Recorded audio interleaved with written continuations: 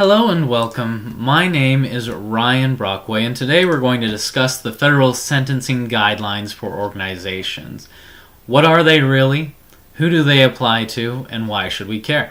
Now, to begin, where did the organizations come from? Why are they here?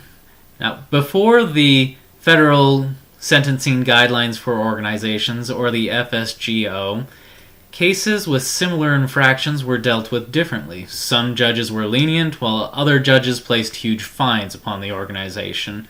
The real question behind it all was whether or not a company or a nonprofit was more than just the sum of its parts. Now, if it was more than the sum of its parts, then it could be punished, because it could do wrong. But if it was just a collection of individuals, then punishing the individuals themselves would suffice. Now, the FSGO, they did determine that an organization is more than the sum of its parts. It can influence, it can mitigate, and most importantly, it can do wrong. That being said, organizations could be punished, and they standardize those punishments to make it possible for judges around the country to punish in a fair and consistent manner. Now, this is only the first part of the guidelines. The second part was something to give organizations a reason to do good, a reason to influence their agents to be ethical, a sort of carrot and stick approach to governing.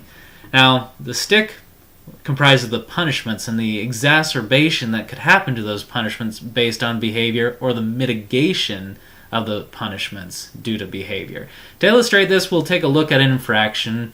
We'll look at fraud. Now, let's say an employee defrauds 25 investors for a total loss of $35,000.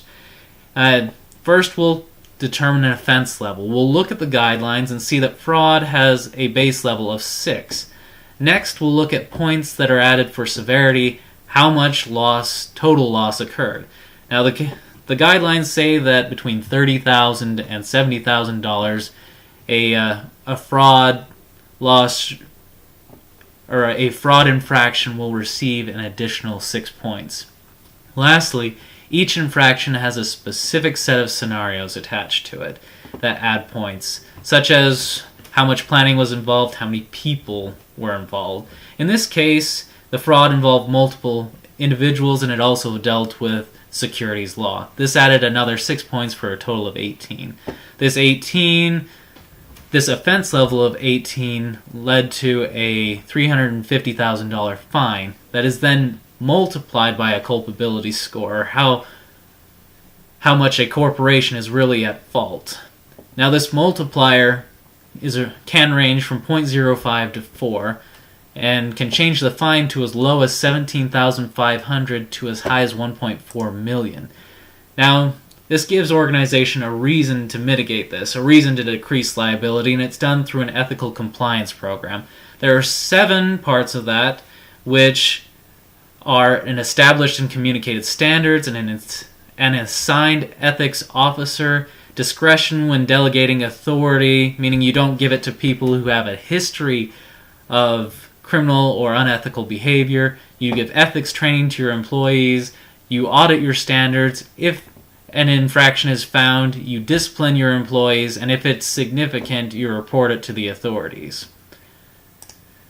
Now, in conclusion, the federal sentencing guidelines for organization, they are comprised of 2 parts. First is to promote fair and consistent punishment between similar cases. The second is to promote proactive steps organizations can take to lower crime and increase ethics. Lastly, the guidelines apply to all businesses.